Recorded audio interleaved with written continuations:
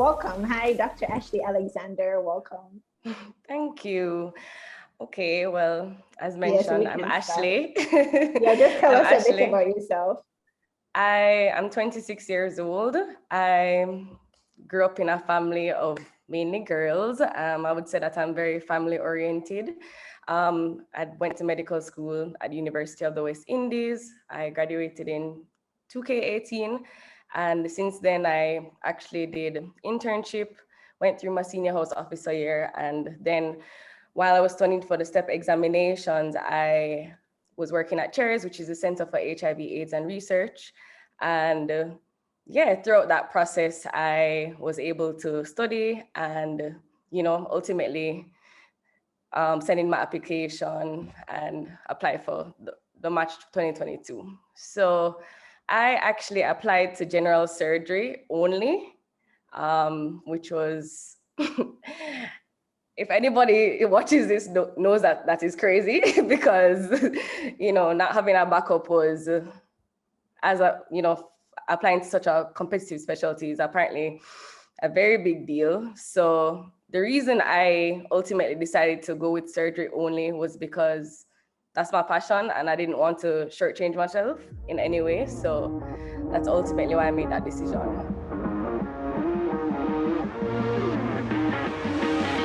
So, in terms of you choosing to go only with general surgery, um, because that's your passion, what is it about surgery that you couldn't see yourself living without in your future career? Because for some people, a match is a match, you know?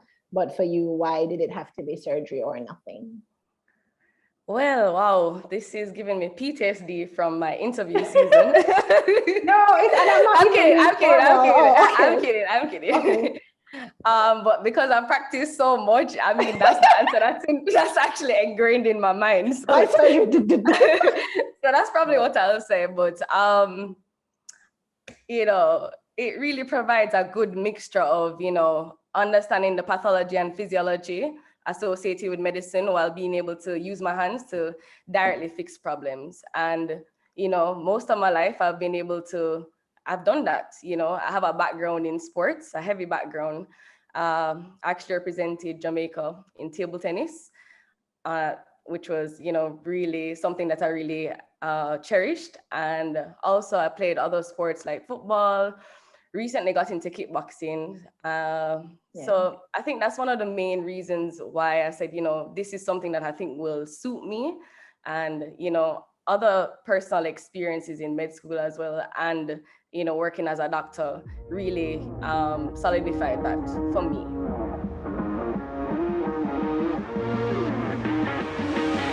And so, in terms of the match itself, if you can kind of dial back to Ashley in medical school, or maybe it was after med school, when did Mm-hmm. you know that you actually wanted to? I saw your match day cards, the red ones, and I was like, Oh yes, oh okay, yes. that's it. When did you know that you were gonna go from the University of the West Indies to matching? So, I think for me, from very early on, probably like from second year of medical school, I knew that I wanted to get exposure on an international platform, just to kind of see.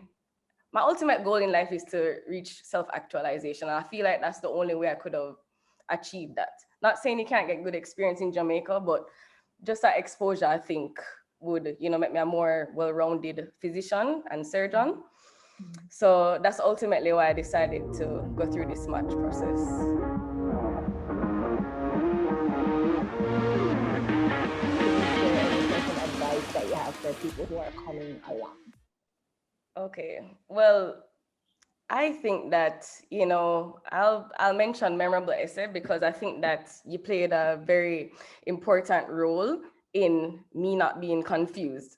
To put Right. it simply, like I think Ashley, I I'm, don't know if Ashley remembers, but Ashley would come on every call and say, "This process is so stressful. It's so stressful."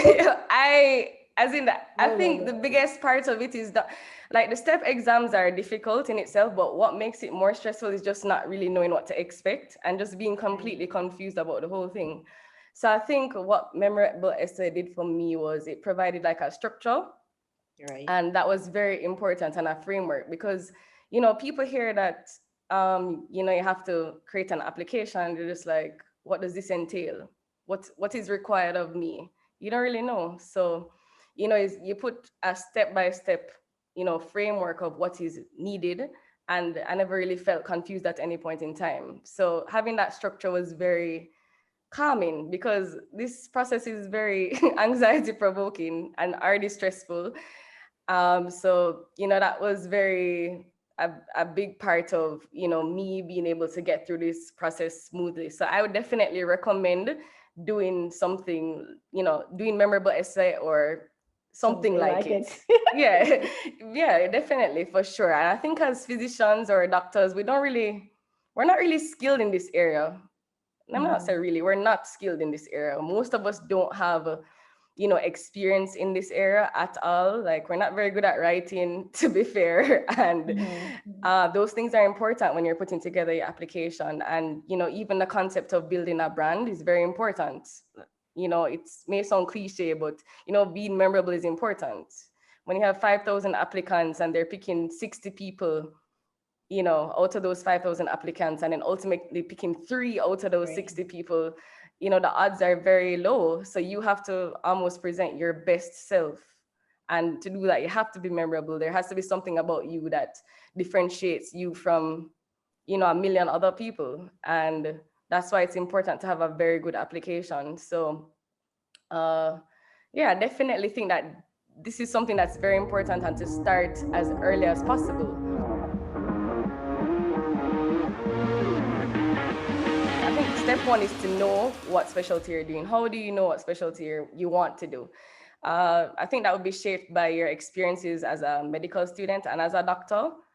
And, and from your personality as well. You may be interested in more than one things, which is fine. But I think those are the keys or like the clues you should use to determine what it is you want to do. And I don't think you should shortchange yourself either. Like, I think a lot of people apply to what people consider to be easier specialties. First of all, this whole match process is difficult. I don't think any specialty is easy to get into. Anybody who has matched, like, put a lot of work into that. But I think people should do what they want to do, because ultimately you're shortchanging yourself and your patient if you go into something that you don't want to genuinely do. So, I think, as I said, use the clues from your past to help determine what specialty you want to do. And then ultimately, when you do determine the specialty that you want to do, I think you should be committed to it. And, if there's always going to be a point in time where you doubt yourself or you feel like, did I make the right decision? But I feel like, being committed to it and just trying to remind yourself of why you made this decision in the first place is important, every step through the process. And when you do determine the specialty now, I think you need to do some deep introspection to determine, why is it that this is the thing that, makes me want to go to work or makes me feel empowered or, makes me feel happy. And, also make sure that you want to do it for the right reasons. So, because I think even though the interview season is mainly via Zoom, I think the interviewers, they can read through BS, like, seriously. They can definitely read through it. Like, they can tell when you're not being genuine. And that was a big part of me not applying to anything else. I don't even think I could fake wanting to do internal medicine or pediatrics or ONG or anything else. I think it would have come off very ingenuine. And people can see through that, even if you're not directly in front of them. Another tip, as I said, to start this process as early as possible, I would say as early as, so right after you decide the specialty, that's when you should start. So if that's before you even do your step examinations, then start as soon as possible. Because I think a big mistake I made was trying to start my application after I did the exams and then having to like rush everything into 3 weeks to a month. That's not enough time to basically figure out who you are, because throughout this whole process, you're trying to do some deep introspection to figure out, who am I? Who is it that I want to portray to these people? what are my strengths? And that takes a lot of reflection and a lot of time. And it's not really something that should be rushed either. So, uh, what else do I have to say? I have so many tips. I feel like, I'm what just else did writing because I? I'm gonna summarize them when you're done. So I'm listening. Other tips, I would say, I think take each step very seriously. You know, getting the interview is a very big step, and that's the most important step. But actually, like preparing for the interview season is just as important. Like from how your background looks to how you present yourself to the way you speak. You need to practice frequently. You need to practice all the time. It's not a plaything. You need to be prepared for it so you can present your best self. And it's like almost like the interviews you closing the deal. They're already interested in you, but you need to seal the deal now with presenting your best self. And it is a competition. You're competing against essentially 5,000, well, I mean, 60 other people or whatever for minimal spots, especially if you're applying to something like surgery where there's 3 to 6 spots, well, categorical spots. And ultimately, you don't want to have to, do a preliminary and then have to reapply. Like, that's just additional stress to have to, to go through the match process again. So, it's important to take the process seriously and, don't take any step of the way for granted. Like, I think that was my mentality throughout the whole thing. And, even at times, like I took it so seriously. Like if I feel like, I need attention, I'm sure you know that I'll be like, Shannon, I need attention right now. Like Ashley is a very stern client, which it's we don't run off the rails, but yeah, Ashley is very stern and this process is very stressful. So, but it's okay because I'm used to it, and it can be a very stressful process. So that's fine. Other tips I would say, well, when there's so many things you can tell people, you don't really know where to really start or end. Oh, all right. also, well, in terms of, I guess, how did you, because you're somebody who you do a lot, as you said, there's table tennis, there's karate, there's now you're doing what, kickboxing, there's lots of stuff going on. Did any of those things play a part in how you managed your stress, or I just the whole process? Like, how did you kind of balance your life with that, making sure that you took care of yourself? And actually had shared on Instagram that you were crying like a baby to your mom and like these things. So like, what? So we have crying on mommy like a baby. Was there anything else? Was there anything else that helped in the process? Well, for me, I would say my major support is definitely my family and friends. So I think, whoever that is to you, I think that is who you should lean on and who you should, almost depend on. And well, not necessarily depend on, but those are the people you should lean on. And I think that will definitely help to guide you through, this difficult process.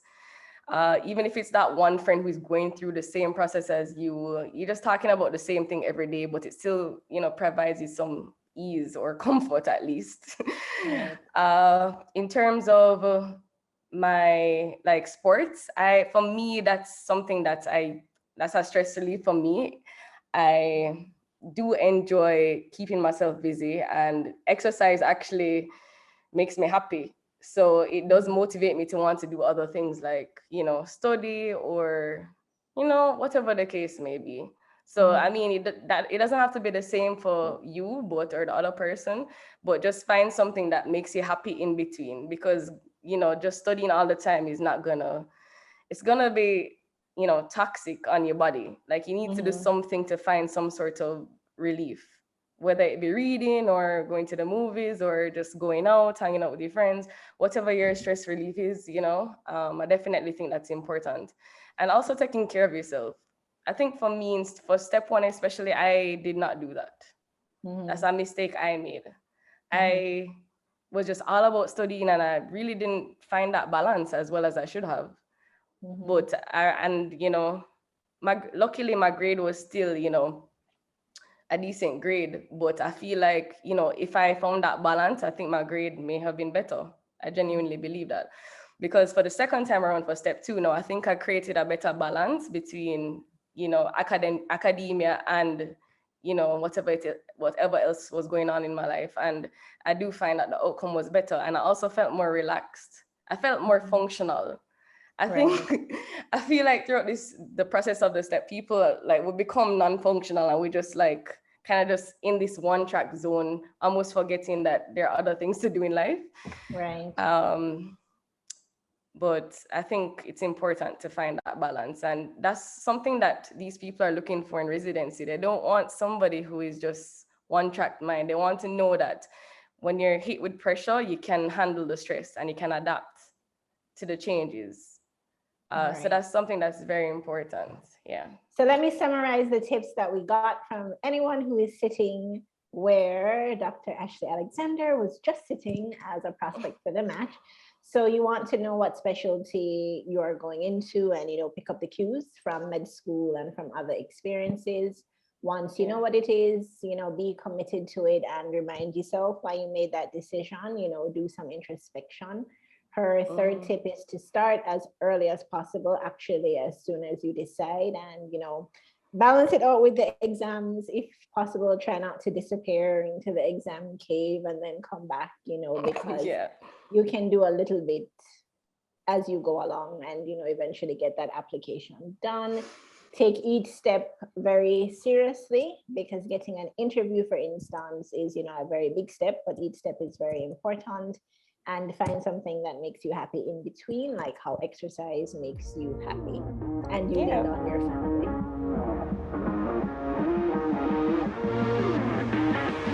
And so has the magnitude of what you've accomplished, set in? So could you tell us about your match, your surgery match, where it was, if you have any idea what the numbers at that program, what those numbers are even like in terms of like the odds that you beat?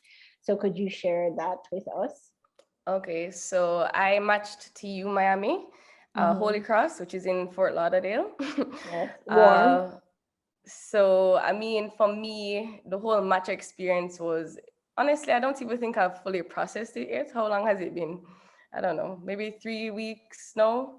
And I almost feel surreal. It's not that I don't think I deserve it, but I know that the odds are not in my favor. And, I also matched to a categorical spot, which means that I don't have to reapply to the match. And I think that's like that part is actually the best part of it. Like not having to go through this again, honestly. Because I wouldn't wish this process on anyone. It's so stressful. No, I mean when you reap the rewards, it's wonderful, but it's literally like the most stressful thing ever. Okay. But it can be like to the end. Ashley said, "This is so stressful." It is. Okay. But it's surreal. I'm really happy, to be embarking on this new journey. It's honestly amazing, and I am in the minority. I'm an international, I'm a girl, and I'm Black. So every form of minority, I fall into that category. And, so for me, it's just a big deal. And I look forward to it. I look forward to paving a way for others just like me. And it's just amazing. There's no real other way to explain that. In terms of the statistics, so University of Miami, Holy Cross, they received about, I believe, 2,500 applications. Usually surgery receives less versus, say, internal medicine, which is maybe like double the amount because the amount of spots are less. So at UMiami, there are only 3 categorical spots available. They don't have preliminary spots. So I think about 60 persons got interviews out of that 2,500, and then ultimately they only chose 3. So, I can't do maths, but 3 over 2,500, whatever that statistic is. Fantastic. That's Yeah, we I'm can actually just, gonna do it while we're yeah, talking. Okay, because I yeah, haven't. because I don't know. I just know it's extremely low. And yeah, I'm just really grateful that it worked out. I mean, it's, yeah. All the people who I are think, really good at math are just like, what is she doing? I'm getting 0.12%. yeah, that sounds accurate. Something like that. Wow. So those odds are, Yeah, that's crazy. 0.12%. Yeah. Wow, that's amazing. Wow, okay. That's So yeah. Wow. I I'm just as, I mean, I was grateful to match, but to match at somewhere, where there's less persons that they even accept was even that much More sweeter. And it meaningful. also was my number one choice. So, Right. really happy for that. Okay. Yeah, so That's excellent. I'm so glad we did the math because that's amazing. I'm kind of used to in my head. I think of, and I'm not crying about Ashley's amazing achievement. Sorry, bit of an eye problem here, seriously. But I'm used to like selective admissions being like less than 5%. And maybe you get like a 3% or something to a really tough graduate school program. But yeah, if we do the math that way and not like the 50% of IMG's match, that's crazy. yeah. 0.12%. That's amazing. It's like an actual unicorn. I know.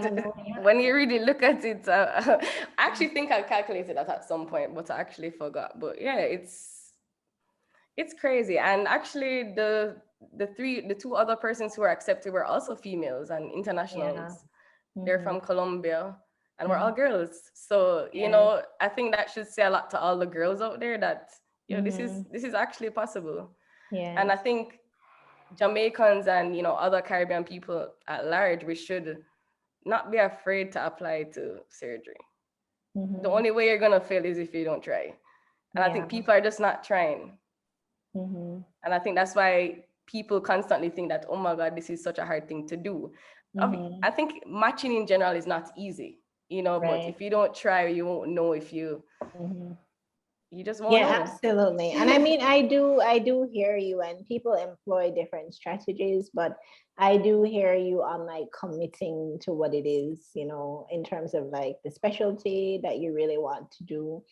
And it can be tough because I think the messaging around the match, and I've spoken about that, and that's not to like, I'm not Mm-hmm. questioning the reality if it's stressful or so on, but the Mm-hmm. whole messaging around the match is that this is so stressful and it's such a mess and it's so horrible that I do think it makes a lot of people so scared. And so I'm so glad that I feel like I'm seeing more and more people just kind of doing, having your stance of, no, I'm going to do what I want to do.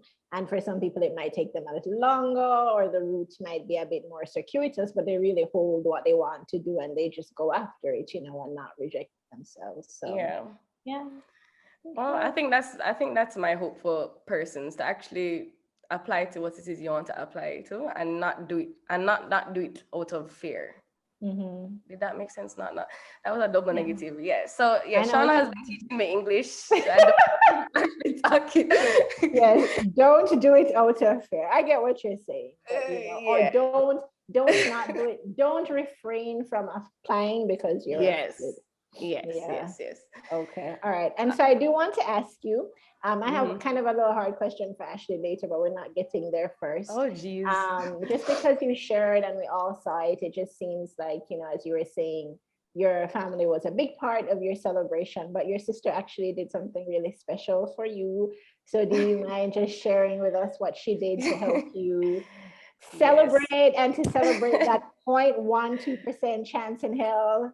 What she did to make sure you remembered and felt special for your huge achievement. Well, if you're gonna post this part, I have to call her name. So if she sees this, Okay. her name is Keisha Right.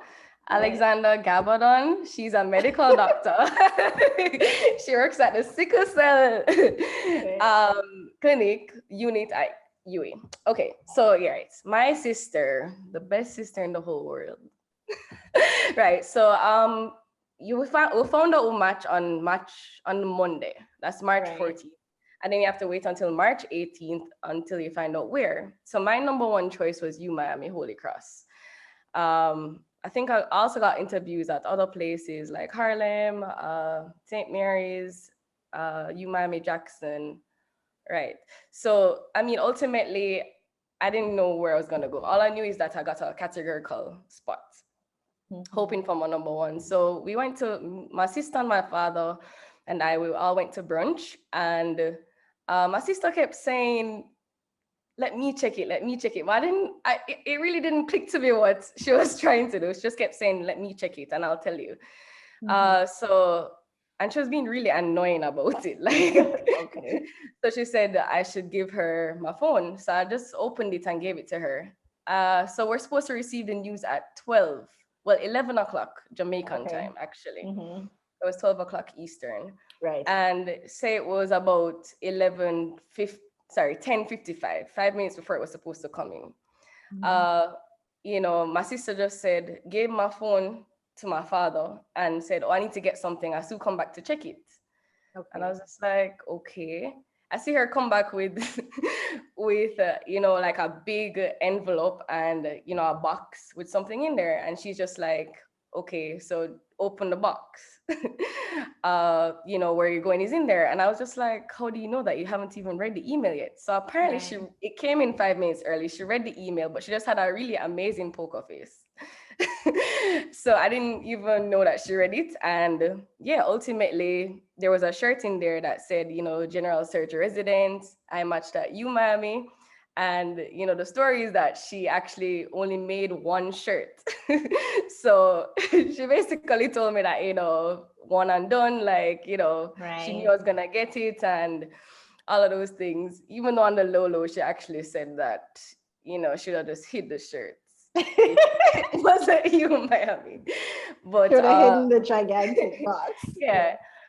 But I kept talking to her about it prior, that I wanted to make signs for me and my friends, and she kept kind of just like brushing it to the side because she made the shirts in advance already. So yeah, and even on the envelope it said Ashley Alexander MD. It was in the UMiami colors, like it was green and orange, and she's just like, you never saw that, you know, I wrote it in the UMiami colors, and I really never realized. But yeah, so you know, that was really special. Like, I don't think it was just the most thoughtful thing that anyone has ever done for me. And boy, yeah, I don't know. No, I mean, even looking at it, it looked thoughtful. And I think what sometimes happens is, I mean, I think for high achievers in general, people who are ambitious in general, it's very easy to just keep stumbling to the next. So literally there'll be people who like they matched and their next discussion 2 weeks later is like fellowship, right? They're ready to go. They're going to be chief and it's going to be fellowship and it's going to be the house. And it's really important, I think, to stop and to celebrate the milestones and the times when you can breathe.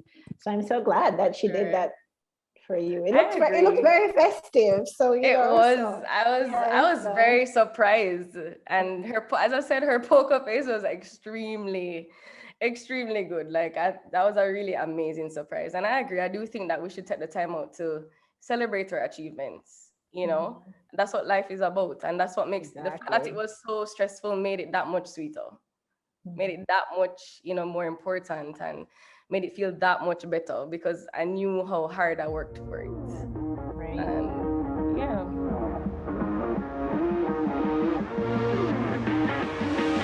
Do you mind sharing us a little bit about why UMiami was the dream? Like, I guess, what's the number one thing about that program that stands out to you? Well, for me, I think that it's, out of all the places that I got interviews, it offered me the best work-life balance. And I think that's something I really value.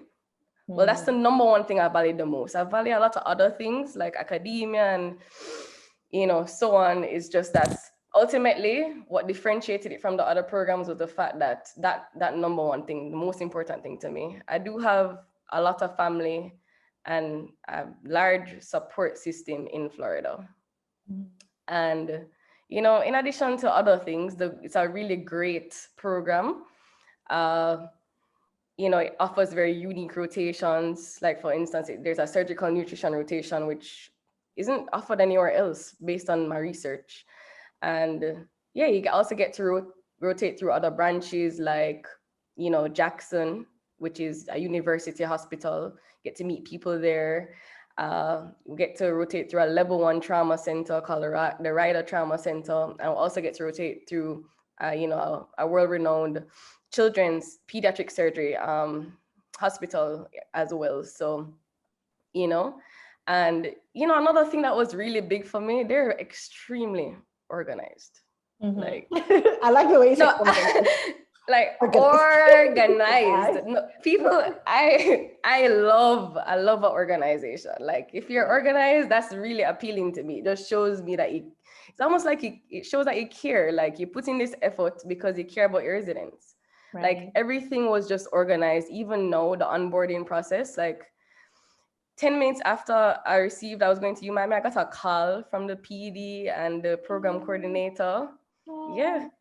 And, I got an email like immediately. And then within the next 2 days, I got like all my documents, and, like they're very prompt, very good at communicating, and, you don't feel lost. Like they're just really organized, and I love that. Love that. In addition to that, why else did I choose UMIMI? I mean, I think it offers everything that I'm looking for. In addition to that, it's close to home. If I do want to come and visit Jamaica, and the weather is favorable for sure. Yeah. So yeah, I think all of those factors, ultimately why I chose UMIMI as my number one. Okay.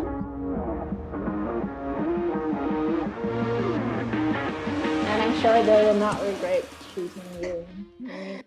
All right. So here's my final question for you. I don't want to do too much of a build-up. It's not that dramatic, but okay. I just want to ask you, now that you're through this stressful process and you matched into number one, what do you want to be different in the world because you matched?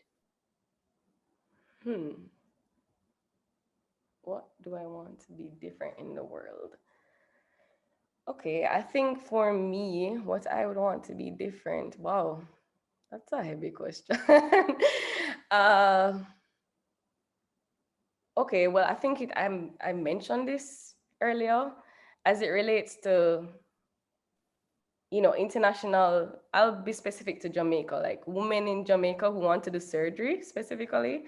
I want them to be bold and to be confident and to actually go after what they want. And I want them to know that, this is actually possible. So I think I want more girls to apply to surgery. That's what I want to see. That's the change I want to see. It's a male, dominated field because I think we're pushed out of it. I do think so. And I think that we should fight to be a part of it because we have a lot to say. And, the Black female surgeons, they're thriving. The 2%, we are thriving. It's just not a lot of us. She's like two, but we're thriving. I mean, what I mean is like they're doing well. Like the American, I think who is it? Like I don't know what the official position is, but it's a female that's running the ACOG right now. Not ACOG, what am I saying? ACOS? The surgery version. Yeah, American College of Surgeons. ACOG, G's gynecology, but right. Yeah. And that's a big deal. And we're seeing more program directors who are female in surgery. And, those little changes are important. So that's one thing I definitely want to see.